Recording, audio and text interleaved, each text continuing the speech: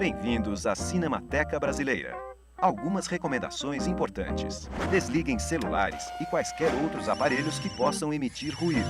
Por motivos de segurança, lembramos que é proibido fumar e entrar na sala com comida, latas e garrafas.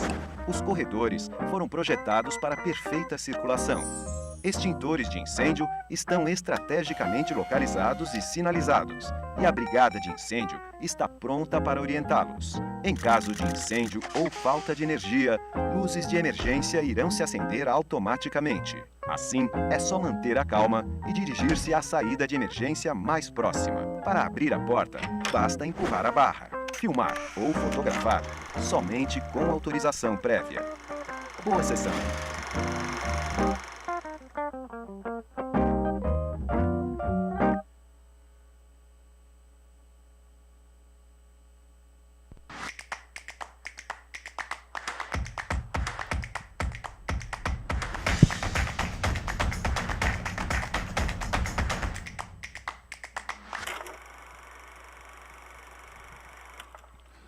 Boa tarde, peço desculpa a quem já está aqui desde manhã, mas eu tenho que dar os mesmos avisos de sempre, me desculpem. Hoje, no final da última mesa, nós vamos ter um coquetel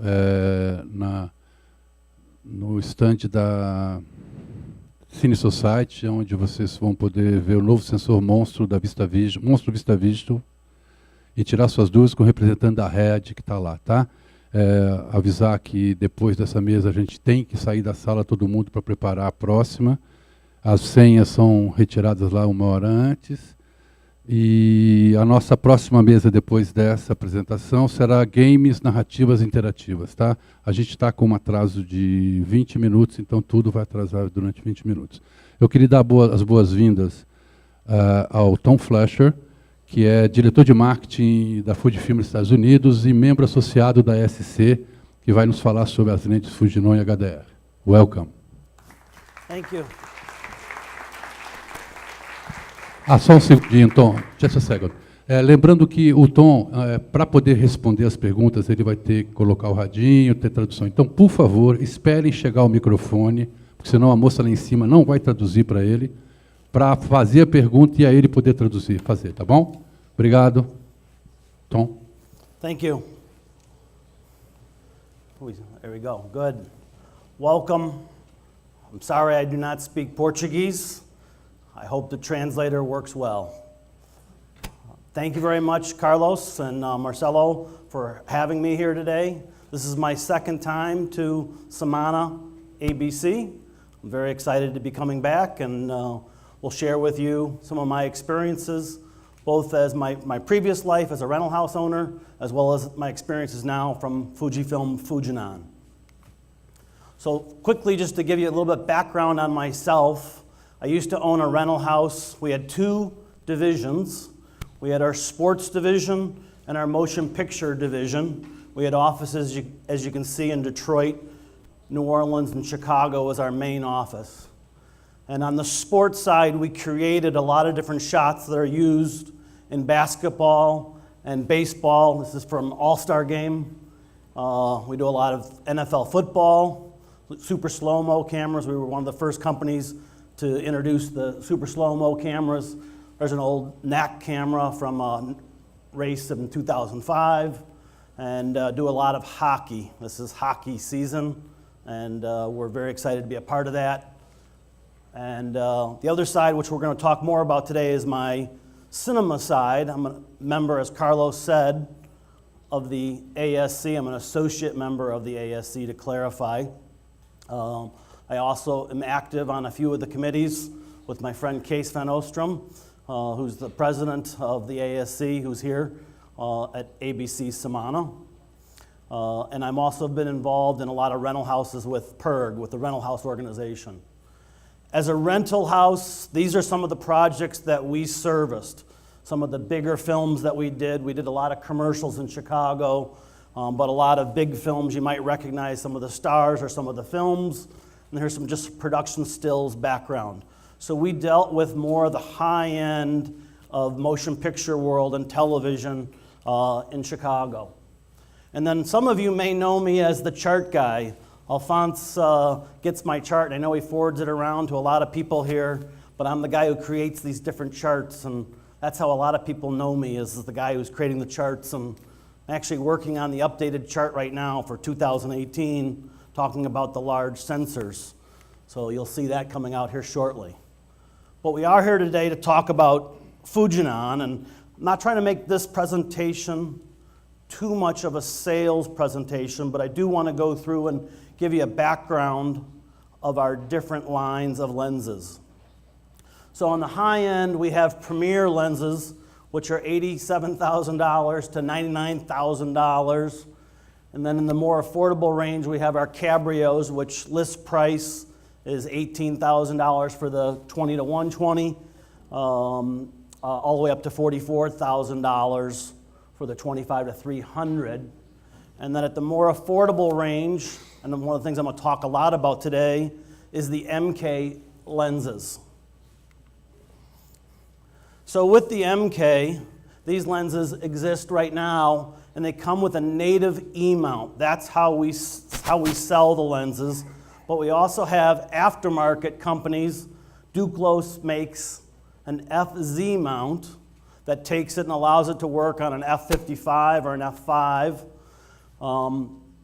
And then a company in London called MTF creates a micro 4/3 mount, which can allow it to go onto the new Blackmagic camera, as well as for the Panasonic GH5, both popular. And then back to our own company, our sister division. I'm from the motion picture side, or as we call it, optical devices. The sister side of our company is the still photography side, and they've introduced their new XH1 camera, phenomenal camera. I own the XT2 myself, and very excited about this camera. But it also allows our MK lenses to be used onto that camera natively, which is an X mount. But the main difference it has between our lens and the MKX lens is the MKX lens has encoders built into the lens, so you'll see the lens is a little bit fatter because it has the encoders to track the focus position, the zoom position, and the iris position, so that the camera knows that and can help stabilize the shot. So that's the MKX. That's not my division, but it's still Fujifilm product, so happy to talk about it. So going back to our MK lenses, let's try to understand where our lineage comes from as a company. Most people think of FUJINON, and for that matter, Canon, as the 2/3 inch sports lens company. And yes, we make 2/3 inch lenses for broadcast. We're making 4K HDR lenses for big sports trucks. But we did start as a 2/3 inch lens company back when 2/3 inch was the only camera that was out there. The F900 and the VariCam, both phenomenal cameras in their day. FUJINON made some pretty good lenses and some pretty big high-profile shows, and some cinematographers used our lenses back then. Today, we enjoy a lot of different television shows and major movies that use our cabrios and our premier lenses. They are great lenses. One of the stories I like to tell is when I owned a rental house, when the premieres first came out, it was around 2007, I think it was. My optics technician, Al Collins, we got the lenses in, and he said, "Tom, you got to come see these lenses. These are phenomenal lenses." And I went in with the rest of my team from my rental house. We looked at them projected. We compared them to other lenses. And I was convinced I wanted to go buy these lenses. I walked into my father's office, we have family business, and I said, "Dad, I want to buy 3 of those really expensive lenses." And he said, "What do people call for on the phone and ask for?" And I said, "They call and ask for an Optimo 24-290, the workhorse of the industry." He said, "Go buy 3 more of the Optimos. It's not your job to promote FUJINON." So now it is my job. So you can see there's a lot of different projects that have used our lenses. We've had some great success. These are some of the cinematographers that were behind those. There's Claudio Miranda on the set of Only the Brave. A couple other noted names on there. There's a few cinematographers that own the lenses personally. Michael Price is a younger cinematographer. He does a television show called How to Get Away with Murder for ABC Network, and he owns a number of these lenses, the 25 to 300. Number of the other people, including Claudio, own these lenses. So talking about the MKs have that same lineage that the Cabrios and the Premiers have. So these $4,000 lenses, the optics really surprised me even. When we first got them, I didn't have an optical technician anymore. So I took the lens and took it to Matthew Duclos, and we projected the lens. That's the way that we like to evaluate lenses. And we were surprised at how good these lenses are. But it's not surprising because of their lineage of where they come from. One of the big questions we get is, why did we do E-mount? Because people all want to put it on their EF mount camera.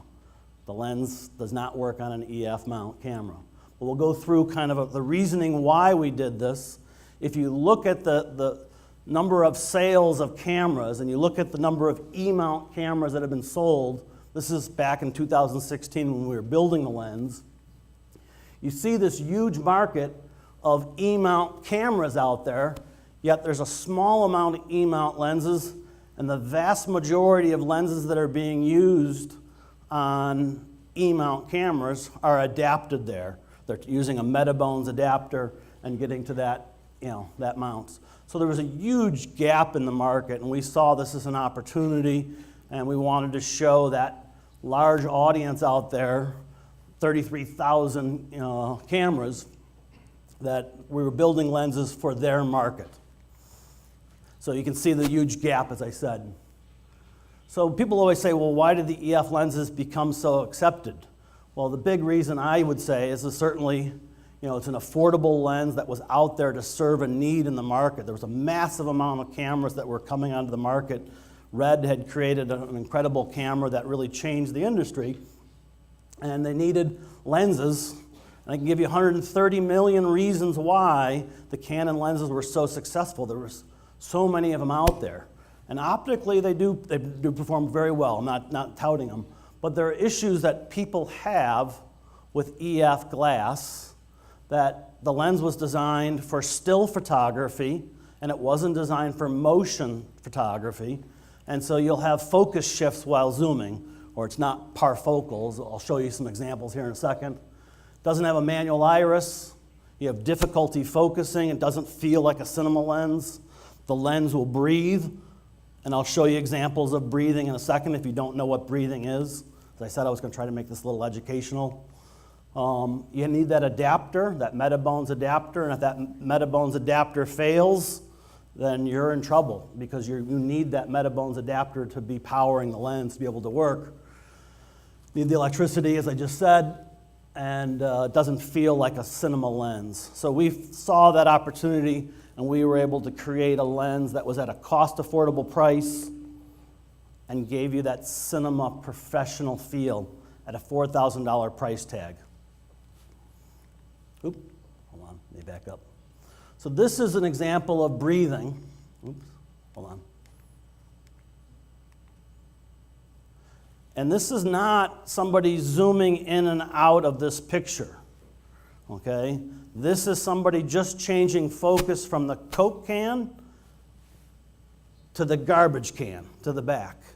And that is what's called breathing.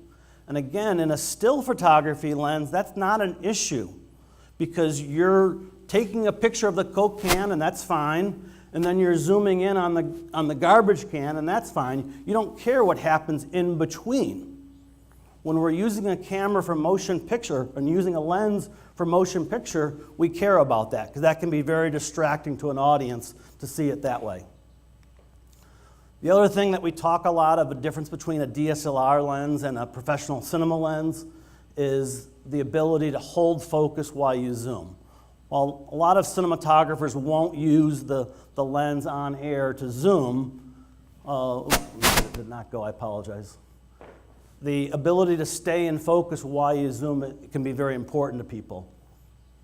The other thing is that lenses will do, and this is true of any lenses, including our lenses, some of them, but we're very open about it. The lens will ramp. And what that means is you're on a wide shot of this game, and you push all the way in, the lens loses some of its exposure. It's called illumination fall off in the corners. You'll see it start to dampen in, and the picture gets darker. That's ramping. That's a feature that you can design out of a lens, but the lens gets to be very expensive, and it can get bigger and bigger, going back to those $90,000 lenses, to have lenses that don't always ramp. It's just a trade-off that you make when you're designing a lens. Do you want to have ramping? Do you want to have breathing? You know, what are the issues that you have? But you can easily correct for that ramping in post-production. You can color correct it. It just takes time and takes some extra money to have all your shots match exactly. So when you see a FUJINON catalog, you'll see us talk about a lens, and it will say it's a T28 or a T29, and it will say another number, and it will say all the way out to 300, like our 75 to 400 lens starts at a 2.9 and it ramps to a starts at a 2.9 and ramps to a 3.5 at the long end of the lens, and we tell you exactly where you're going to start to see that exposure change. Very open about it. Again, staying in the MKs, the lens has that feel, it has that rotation, 200 degrees of rotation, which Philip Bloom, if you follow, he's an online person and likes to talk and write. He felt it was the right amount of turn. It wasn't too much, they had to keep turning and turning, but it wasn't 90 degrees of rotation like you have in an E&G lens. And then just having that manual feel and a manual iris is a big difference to people.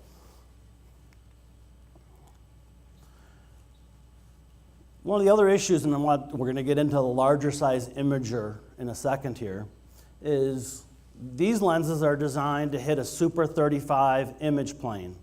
So it's going to cover the FS7, the FS5 sensor completely, but it's not going to cover the A7, the Alpha series cameras. It's not going to cover that full frame sensor.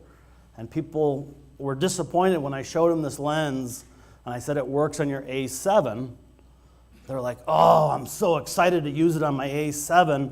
And then when I tell them that it doesn't cover the full-size sensor, they're really disappointed because they want a 2-pound lens that's going to cover a full-size sensor with an optical quality that we have, as well as a T29, stop. Well, the issue is that, again, it's a lightweight lens as it stands right now, but if you're going to go to a full-frame sensor, and we're going to transition to talk about other lenses, not just MK here, is that comes at a cost. Optics is all about, designing lenses is all about optical trade-offs. If you want to cover a larger size sensor, the size is going to increase, or you're going to lose a T-stop, or you're going to have a lot of breathing, or you're going to have a lot of ramping. What is it that you want to give up to go to a larger sensor? So when you go to a larger sensor, and this is to scale, the lens gets bigger. So it looks at 1.5 times the size to still stay an 18 to 85 T29, no ramping, no breathing, professional quality cinema lens. So now that A7S with a smaller lightweight lens is appealing to people. But that's not stopping this full frame train that's coming down the pike. You're seeing a lot of people who want full frame cameras. Multiple manufacturers, Red, Aeroflex, Canon, and Sony all have their cameras out there. So it's coming. Going back to the MKs for a second, one of the other features that's on these lenses that people forget about a lot, and actually I like having it in my presentation because it reminds me, is that there's a macro feature. And what that allows you to do is use it and focus up, very close. And with an 18, you're 15 inches from the image plane. That's really convenient when you're doing, production. You don't have the money to rent a separate macro, to go rent an Arri. Not that we don't like Arri, I love Arri, I bought a lot of Arri over the years. But a 100 millimeter master macro is a great lens. It's just heavier and more expensive. This is something that's built in, and the optical quality is it's very good. The other thing that we have in our lenses, again, because we come from the broadcast world, is we have back focus. So what that does is that sets the image plane correctly every time on every camera with the lens. And it's not that hard to use a Siemens star, the FUJINON star, and back focus your camera. It takes people a couple of minutes. If you come from a background of being in the broadcast industry, this is not a hard thing to do. The alternative is to shim your lens and have little sheets of plastic that are on the lens, and you line up the lens so that it's hitting the exact flange distance. And it's very important with these lower priced cameras to have that feature.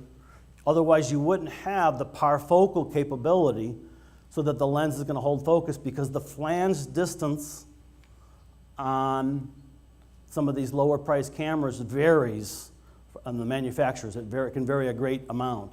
And this allows you to change that out in the field. So the benefit of a short flange distance is that you can build a smaller lens, a lighter weight lens. And you already have seen that with Aeroflex's new camera that they came out with, the LF camera. They went from a 52 millimeter image plane to, I believe it's 44 millimeters. So that just allowed their new signature line of lenses to be a little bit smaller. And they didn't go quite to an E-mount, which is 18 millimeters in flange depth. And that just allows for an even smaller lens and easier to build with less chromatic aberrations, less distortion. Mentioned size and weight already, and be able to get the image sharp edge to edge. So what I want to do is I'm going to show you a video here that talks about comparing this is actually our Cabrio line of lenses against a prime lens. And you'll see it. We're going to zoom in on the chart here in the center.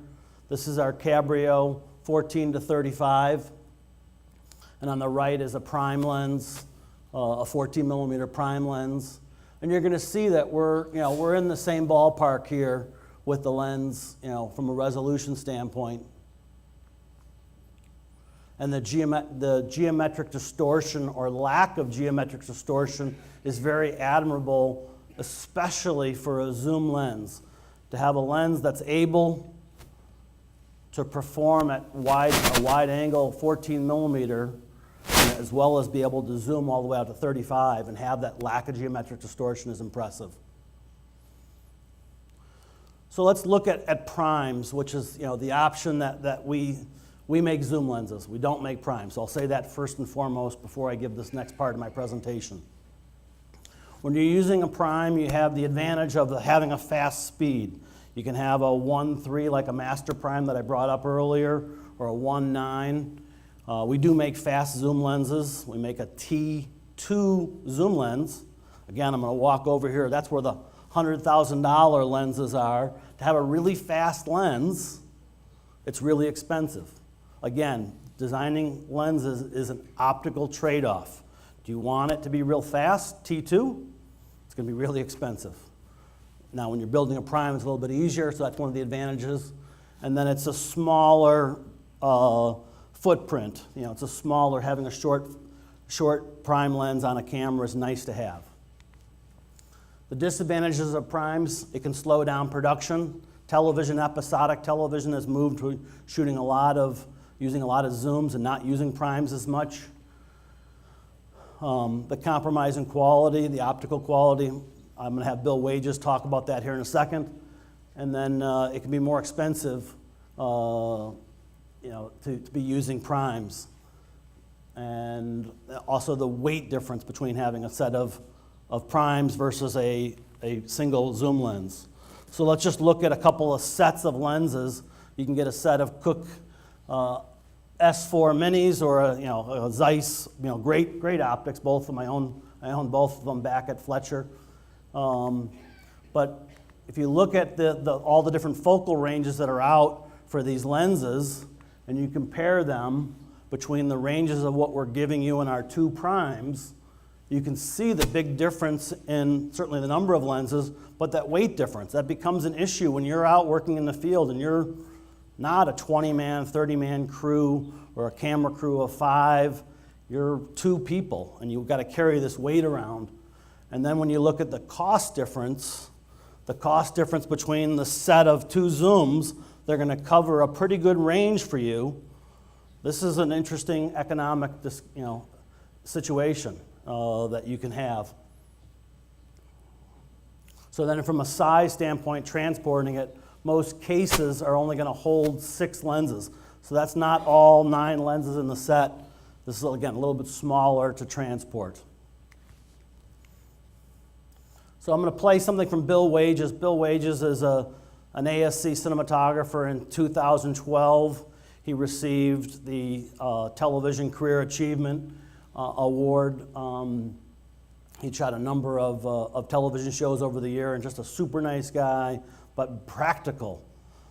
He's practical enough that he still lives in Atlanta and hasn't had to move to Hollywood. And he likes being in the middle of Atlanta in his career. He's a talented cinematographer. He was able to keep working in Atlanta, but he's switched to using zooms almost exclusively for his television episodic work and 2 features that he talks about here, Sun Records, as well as one other one. I just drew a blank on the name of it. Since the 19-90 came out and I started using it, I've not used any other zoom. It's changed the way I shoot because of the ease of operation, the ease of not having to change lenses all the time, just reach down and change the focal length. That has made things go a lot faster, not only in feature films, but commercials and also TV series.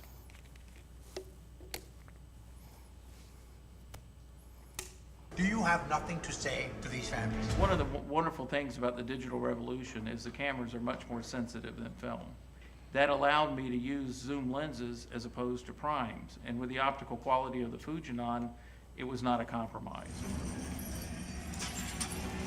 The first thing that attracted me to the Fuji 19-90 is the size. It's very small and light. The second thing was the optical quality, which was a surprise. So this is just, I wanted to say that if you look at the number of television shows that are using primetime, high-end dramas that are shot in the United States, there's a number of these shows, not Game of Thrones, not the big, gigantic Netflix shows. They have the time and the money to be able to use the master primes, the T13 master primes, but a lot of episodic shows where they got to get through page count. It's about moving fast and having a good quality image, and having a T29 aperture is a very respectable aperture for giving a good cinematic feel. A lot of television work, they'll shoot for sitcoms, they'll shoot at a higher aperture rate because they can't, higher aperture opening, because they can't afford to have a shot out of focus. They need to have it in focus. So back to the MKs, we've had a lot of aftermarket products that have come on that have allowed the success of the MKs and the FS7 to really blossom, and that is that the Cruzeal and the Haldane zoom motors are both great examples of aftermarket accessories that utilize one of the great features of the FS7 is that hand grip. They took a page out of Aton's group. Aton was a 16 millimeter French camera manufacturer that their handle was a great part of the camera. And you use that rocker, the zoom control that's built into the handle that comes with the camera, and you can control the zoom right there. And both Cruzeal and Haldane have made these aftermarket accessories. They just went at it a little bit differently in that Haldane has the electronics separate. It has the MDR unit has to be remoted, and you have the motor. In this case, they have two motors because the Haldane system is a dual channel system that not only gives you zoom, but also gives you, with their Carrot wireless system, gives you wireless control of follow focus. That's the way you want to work. Both have been extremely popular in the States. What I just remind people is remember that you need to have power to power this unit. And then I did mention earlier the different mounts that are out there that takes the MKs and adapts it to another camera. This is the Duclos FZ adapter, and this is something that's pretty easy to do. It's just 4 screws. You take it off, put it on, and it takes 5 minutes. The other mount that Duclos makes, well, I'll show it to you a little bit later, is the EF mount. That's not 5 minutes. It takes a good 20, 30 minutes to change. I've mentioned this a number of times. This is the trade-offs that you have in building lenses. You have, cost. You want a lens that's low cost. Well, you're going to have a higher T-stop. You want to have a lens that doesn't breathe, then your money's going to start to go up a little bit. These are just trade-offs. You have to figure out what's most important to you. If that's T-stop, if that's the zoom range, what is the issue that's important to you? So I've mentioned the Duclos EF mount lens. This is their adapter. They're taking our Cabrio lens and converting it to EF lenses.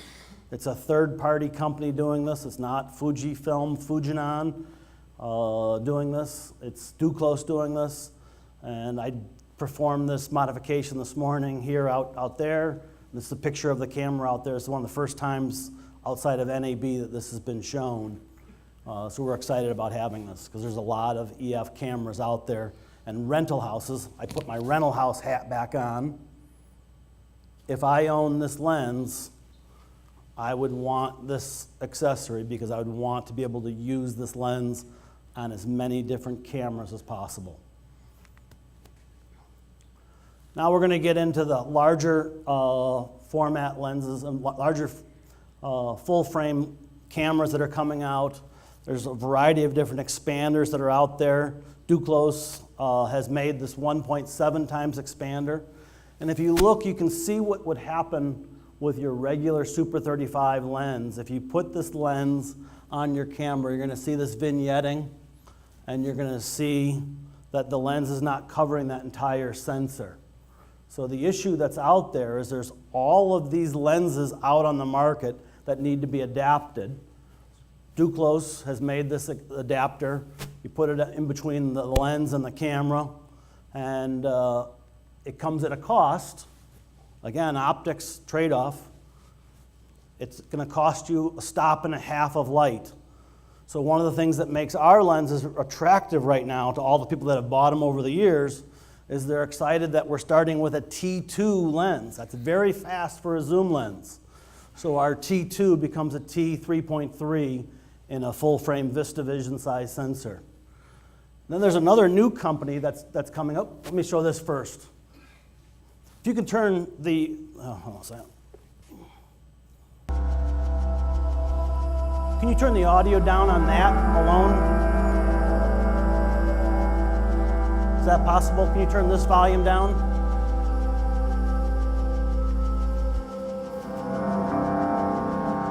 I just want to talk over this. Okay, you can hear me still. What you're seeing here is this is a test that we did about a week ago with Duclos. That you're seeing the premieres with and without the expander.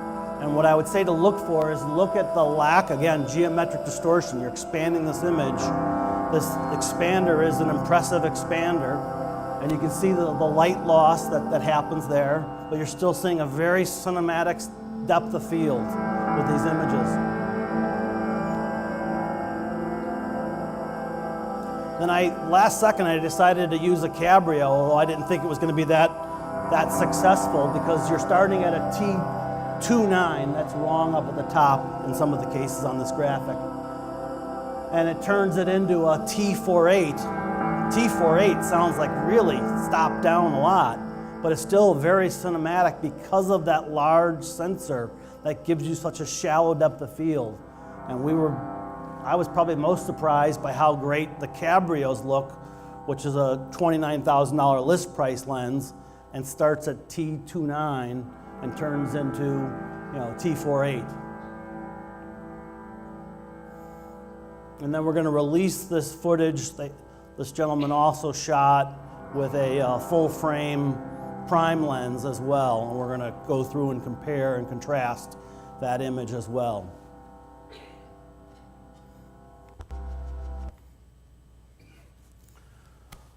So this is a new company, another company called Optica Magnus. These guys have been involved with Kish, who's an optical designer out in LA, who's worked in the industry for many years, and they're talking to a lot of professionals, a lot of ASC cinematographers, BSC cinematographers, and getting feedback. And what they heard is that for the expander, they don't want to have to go all the way out, how in contrast to what Duclos is doing. Duclos has 1.7 times expander. You don't always have to go out that far. There's a lot of people that want to shoot open gate, or they want to shoot 6K red, or they just want to expand the image enough to be able to hit and satisfy the great people from Netflix, so the Netflix spec. But they don't want to have it go all the way out to 1.7 and have the cost that you pay in having the exposure. So if you notice, with this expander, it only goes from a T2 to T2.4. Cinematographers are very excited about this, and these expanders that are coming out, I expect to be extremely high in quality. We had one of them in our booth at NAB, and we were very impressed with it. We're looking forward to doing more testing with it. And as you can see, the lenses go from a T2 to a T2 2.4, to 6, to a T3. Very respectable. If you want to expand the image out wider, and they make other expanders that do that, it's going to cost you more light. But if you don't need it, they have an expander that's going to just be 1.2 times the expansion.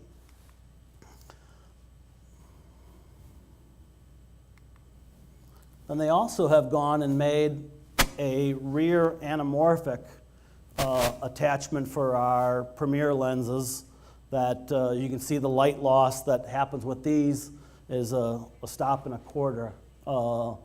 And it takes the image. There's an extreme amount of cinematography that's being done in anamorphic today. This is a rear anamorphic attachment that we're real excited about from that same company.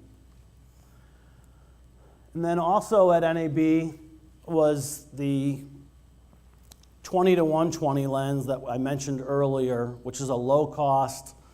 Right now it's selling about $11,500 in the US with some rebates. And it's become extremely popular for reality television because of the cost of it and the range. Again, when you talk about lenses, you're talking about compromise. And one of the issues that you have with the MK lenses is it's 18 to 55. If you're doing reality television and I all of a sudden need to jump all the way out there, I want more range than that. A lot of times that 18 to 55 isn't enough range. So in reality television, the 20 to 120 has been extremely popular because it does give you that range. But the weight gets to be heavier, and so what people have done is that they've started using these aftermarket accessories, in particular the Haldane system, and they're putting that motor on the front of it instead of our heavy, it's our product even, I'm saying this, our zoom motor that we have for our Cabrio is a great motor, it's just as heavy.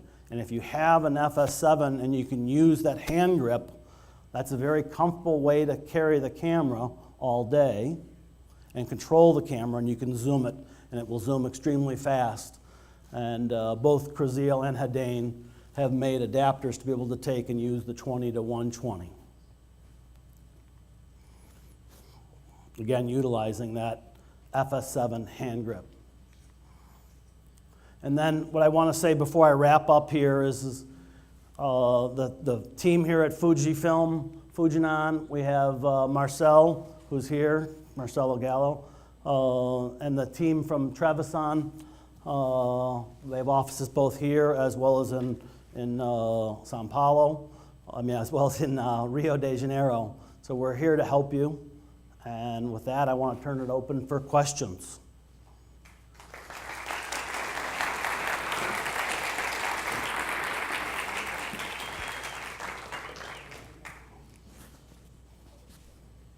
Marcelo.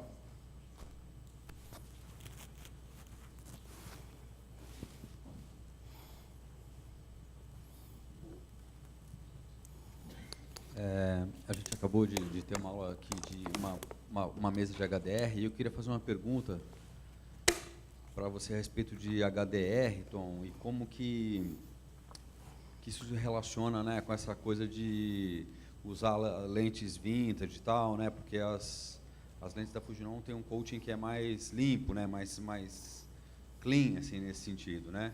E eu queria saber como que vocês acham que as lentes da Fujinon estão preparadas para essa coisa de HDR, né? No sentido de não perder o contraste com flare e tal. Se isso é uma preocupação nessas linhas e se tem diferenças grandes de coating entre as diferentes linhas.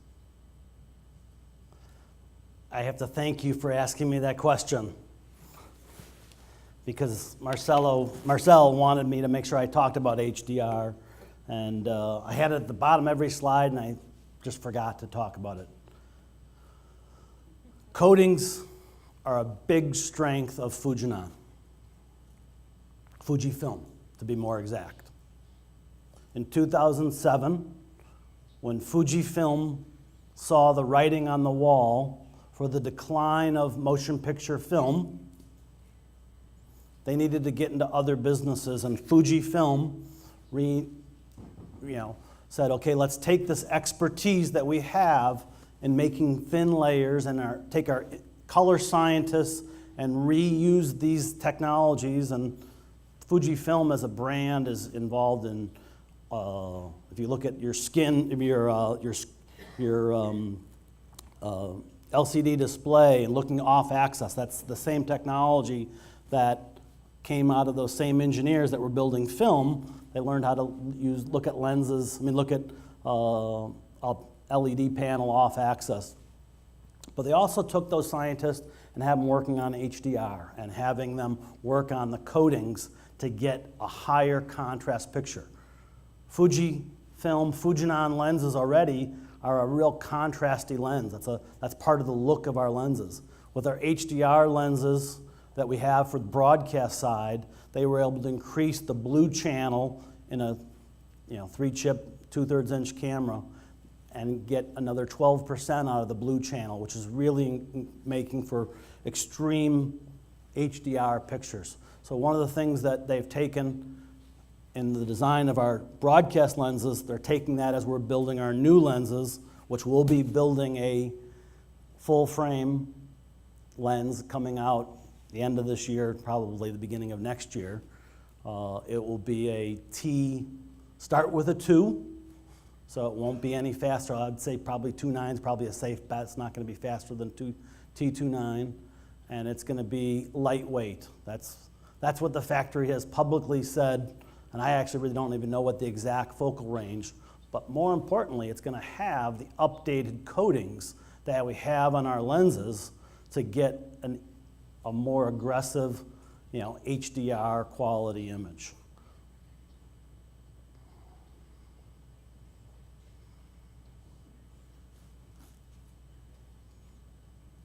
Any other questions?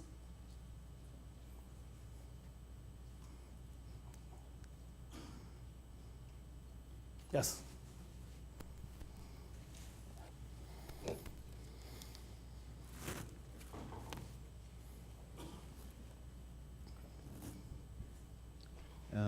I'd like to hear a bit from you about how you feel, and the company as an extent,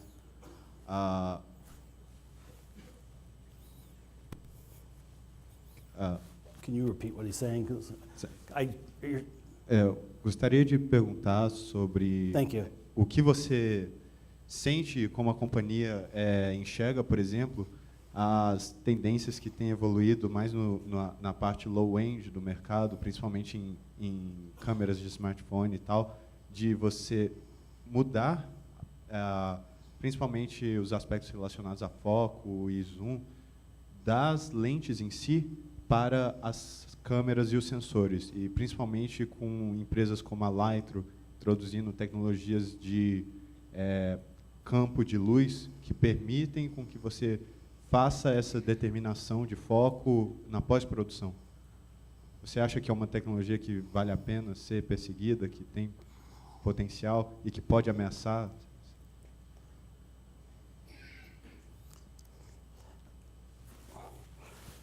The question was about, to translate it for the people that only understand English, is about new lenses and the Lytro lenses that you can adjust the focus in post-production and new trends. I don't know if our company is working on anything like Lytro at all. What I saw how they adapted from being a film company, and I'm very proud to work for Fujifilm because I have a lot of friends that worked at Kodak, and that company did not transition as well from making film to continuing on. And again, our company Fujifilm is involved in a ton of different biomedical and automotive. We make a lot of backup cameras for your cars. We make lenses. We make lenses for smartphones. So our company makes a lot of lenses, and they're good at adapting. One of the things we talked about is film, when it went through a film plane, had to be flat, okay? And the lens had to adjust to hit a flat film plane. Why does it have to be flat? You could have a smaller lens if you took and curved that image and you had a sensor attached to every lens, so the lens could get a lot smaller. So we're going to a full frame, bigger size sensor. Our lenses get bigger. You saw that image of that lens go from Super 35 to full frame, and you saw how much bigger it got. Well, that's because you're hitting such a big, flat film plane. I'm encouraging our company to build lenses and build sensors, because we make some great sensors, or we make some really good images with our XT2 camera. It's a phenomenal camera. As I said, I own that camera. The XH1 is a phenomenal camera. Our color scientists have gotten it down. So could we be making a camera that attaches to the lens? I don't know. I hope so. I have a lot of faith in our company to adapt and adjust to the changing technology.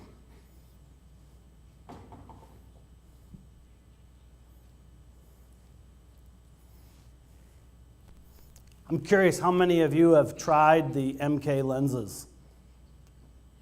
Marcelo. Yes? And what was your impression of the lens? Well, first impression, primeira impressão, claro, é que é muito leve. A primeira impressão é de que a lente é muito leve. O feedback tátil é muito interessante, todos os anéis serem mecânicos. E claro, são lentes com uma nitidez, um contraste e definição esperados de bons conjuntos de lentes fixas. Acho que para projetos que têm orçamento menor, são lentes que super resolvem. Eu usei elas em condições não muito favoráveis, muito frio, e elas funcionaram muito bem. Thank you. Thank you. Marcelo, did you want to add to that? Or have you shot with the lenses? No. Okay. Before we move on, Marcelo, can you add your experience from using the lens? Not to put you on the spot.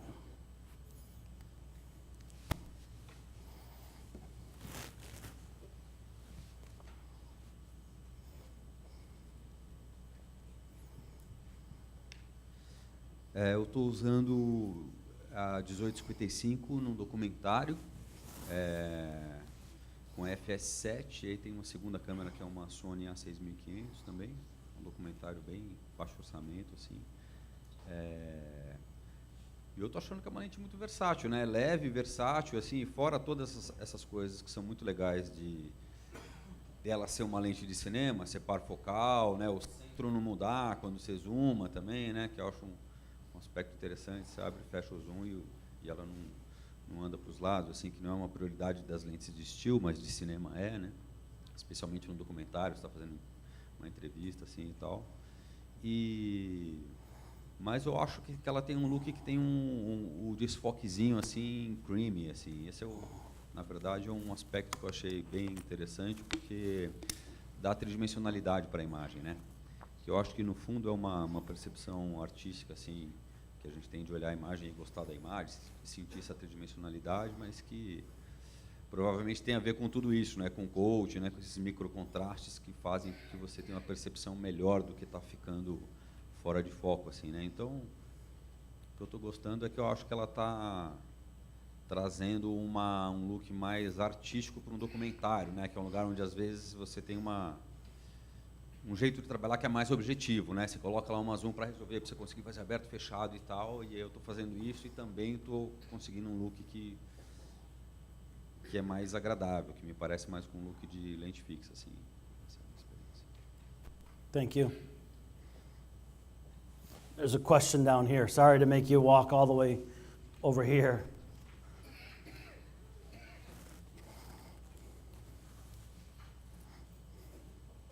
Thank you, Marcelo. Em termos comparativos entre as séries de zooms que vocês fabricam, essa série menos dispendiosa, a variação de resolução para quando você fecha o diafragma é semelhante à das lentes mais caras? Ou seja, a partir do ponto mais luminoso, se você fecha 2 stops ou 3 stops, a vantagem em comparação com o mais aberto é diferente ou não das lentes mais caras? One of the main reasons today that people want to have a faster lens, a T2 zoom lens, is they want a shallow depth of field. Initially, in the old days when you had film stocks, which weren't that fast, you needed the stop because you needed the light level. That's not the case today. The cameras are all very fast. So now it's more of an aesthetic choice is what we see out there, is that if I'm shooting with a lens, I want to have that background going out of focus. I want a nice, pretty bokeh. And having a lens that is T29, whether you're across an MK line or a Cabrio or T29 for a Premiere, the aesthetics are going to be pretty consistent between the two. The optical performance, there's not all the same exact coatings that we have on our Premiere lenses that we have in our MK lenses as we do in our Cabrio lenses, but the depth of field characteristics are going to be consistent across the lenses. And when you stop down, the 1 or 2 stops or 3 stops or more, the depth of field is going to be similar. What can change is the size of your imager. And one of the sacrifices, again, lenses are about compromise. So to make a lens that's an $18,000 lens as opposed to a $40,000 lens, instead of it having an opening that's going to project onto an image plane that's 31.5 millimeters, which is what our Cabrios are. The Cabrio ZKs are more expensive lenses. That $18,000 lens, the 20 to 120, hits just Super 35 and hits 28.5 millimeters. So it's hitting a smaller plane. So if you do change the size of your imager, that can affect your depth of field. But generally, the same imager across the 3 different series of lenses with the same f-stop, you're going to see a similar aesthetic. Did I answer your question? Yeah. I shot a lot of films using. Eu fiz vários filmes usando o diafragma mais aberto das lentes por falta de condição de luz. Recentemente, eu sinto que os DITs pedem, num teste comparativo de lentes, que eu feche pelo menos um stop ou 2 stops para ter uma resolução melhor para toda a imagem. Que eu, às vezes, não gosto muito de ouvir esse pedido, já que se uma lente foi construída para ser 1.3, eu poderia expô-la 1.3. A minha questão para essas lentes de menor nível, digamos, é se ela, supostamente, você deve usar ela realmente em 2.9, ou se, fechando 2 stops, ela vai aumentar consideravelmente de qualidade.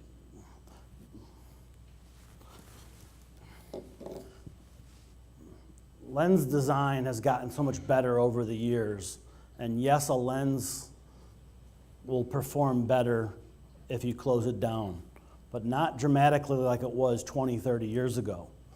We're seeing a large amount of lenses, of people using vintage lenses today. And if you look at those lenses wide open that are 20, 30 years old, they don't perform very well wide open. You stop them down, they perform a lot better. Whether you want that or don't want that, that is an aesthetic choice. Our lenses, all lenses today, not just our lenses, but lenses today, all perform well wide open. It's not as dramatic of a difference as it was 20, 30 years ago. Thank you.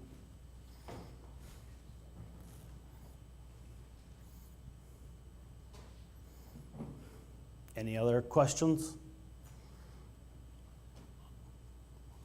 I have a question for you, because we're designing lenses and getting ready to build our lenses now for this full frame camera, or the wave of full frame cameras. Our lenses have more of a clean look, sharp edge to edge, corner to corner. That's been the FUJINON look. There's a lot of trends today of having lenses that have more character, more vintage look. I'm just curious, with a show of hands, do you want, the clean look? I'm just curious, do you want a more vintage look as we're designing lenses? So I just want to get what South America thinks. So who would like to have the vintage look? Okay, only a few. Okay, pretty good amount. And other people would say stay with our tried and true FUJINON look of clean and classic clean. Okay, we're experimenting and working with some filter companies. In particular, Schneider right now has cut some rear filters that we're testing with our new next generation of lenses that are coming out, as well as our premieres. They can drop into there and add some character when you want it. And I think the factory's decision has been that they want to stay with the FUJINON clean look, although that's not 100% yet. We're having meetings right before CineGear with a number of cinematographers to discuss this. And we're getting further down the road to building our next generation of lenses. I always like hearing from people. If you can come by our booth, I would love to hear more from you of what you'd like to see with lenses. If you've used the MKs, and a couple of you had, what would you like to see from future lenses, as well as new technologies? I would love to hear from you. And I want to thank you for coming to our presentation today, and have a good time here and learn a lot at ABC Semana. Thank you.